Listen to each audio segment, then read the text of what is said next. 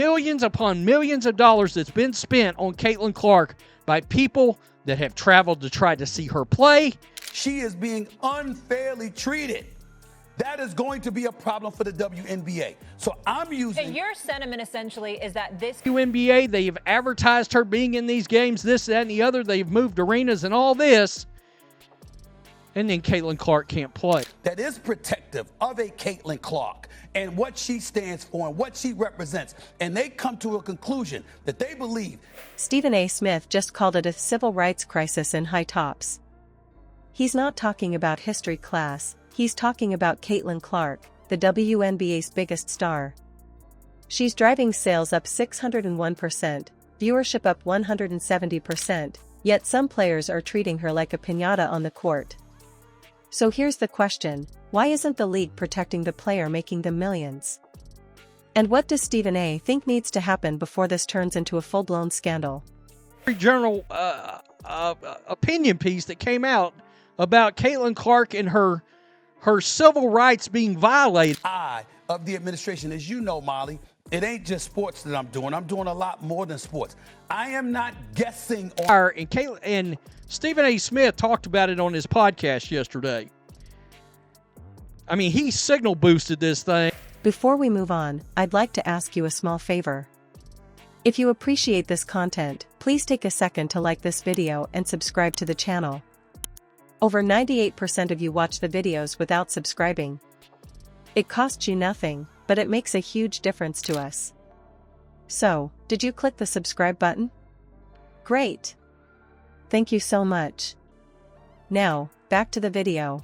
I happen to know a few people who have said this is something that do not be surprised that President Trump speaks on. The government wanting to at least take a look, and I'm going to tell you why.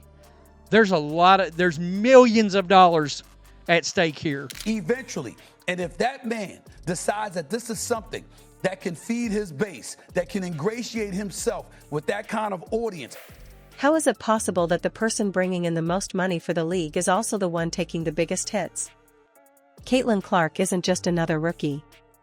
She's the reason Indiana Fever jerseys sold out, the reason team valuations shot through the roof, and the reason TV numbers for a regular season game suddenly looked like playoff numbers. A 601% jump in merch, a 170% jump in viewership, the Fever's value tripled, and that's all before she's even played a full season. You'd think that would make her untouchable, the player everyone protects at all costs. But instead, she's been getting treated like she's wearing a target. Watch a few games and it's impossible to ignore. And he's suggesting the federal government could get involved here. Trump could get involved. Because I support the WNBA. I want them to succeed. I want all of these ladies to get their money. I want them to have their success. And it's going to get interesting because you got Jim Banks out there that talked about it last year. After the very first incident. We're not talking about normal physical defense. This is full contact stuff, shoulder checks that knock her into the stanchion, arms clotheslining her mid-drive, a forearm to the back that sends her spilling across the court.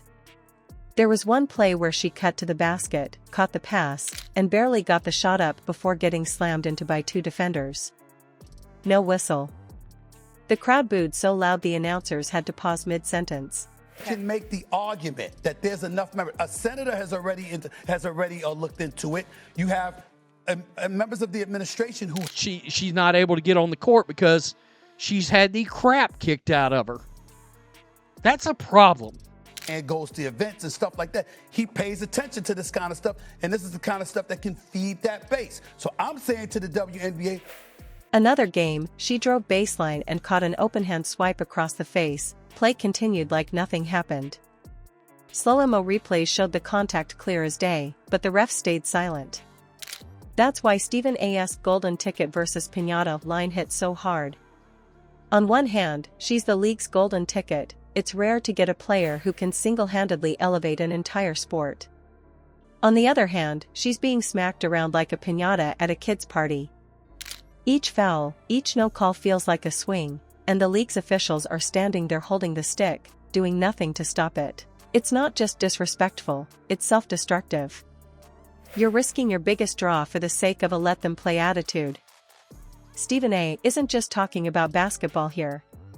He called it a civil rights crisis in high tops because for him, this is about fair treatment. He's saying the silence and the lack of protection speak to something bigger, whether the league values its players equally, and whether it's willing to hold people accountable when those players are under attack. It's about respect on the court and in the institution that runs it. Senator understands the kind of money that's at stake for his state. As long Caitlin Clark's got to be able to stay on the court. On his plate than worrying about what's going on in the WNBA. That's just my opinion. Now, I do feel like there is something to look into. You think you can definitively rule out what kind of noise could be made if the WNBA continues to allow this treatment of Caitlin Clark? The critics love to say she should earn her respect. That's the old-school mindset from decades ago, where rookies had to take beatings until vets decided they'd paid their dues. But in today's game, that doesn't make sense. The league markets itself as progressive, as a space for women to be celebrated and supported. If that's true, then why let this kind of gatekeeping play out in front of millions? Stephen A. calls it outdated for a reason. It's basically hazing, and fans can see it. And you can feel the tension building. Social media is filled with clips of Clark getting whacked and the refs looking the other way. Fans are calling out the commissioner, the refs, even other players. Analysts on multiple networks are wondering why leadership hasn't addressed it. Each week it gets harder to explain how a league that's fighting for relevance is letting its top moneymaker take hit after hit.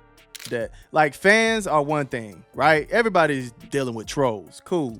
I would say the next person who's dealing with the most trolls might be Angel Reese. Trump administration can settle with Columbia for $221 million over what's taking place on campus. Year coming up into this year. I mean, it would be disingenuous to say that all the players are dealing with exactly what Caitlin Clark is dealing with. That at his discretion, at his disposal, if he finds this to be an issue that is political expedient to him. Stephen A. has one word for the league's response: crickets. There's been no official acknowledgement that this is even an issue. No statement about officiating, no promise to keep players safe. Just silence. Which raises the question, are they blind to what's happening, or are they gambling that Clark will keep taking the hits without it breaking her game or her body? Because if it's a gamble, it's a dangerous one. You can lose a game and recover. You can lose a season and rebuild. But if the WNBA loses the momentum Caitlin Clark has given them, that's the kind of loss you don't get back. So is the silence just ignorance, or the start of something that could wreck the future of women's basketball? If the WNBA wants to grow, protecting stars like Caitlin Clark isn't optional. It's the foundation. When your biggest draw keeps taking hits without calls, you're not just risking injuries, you're chipping away at the league's credibility.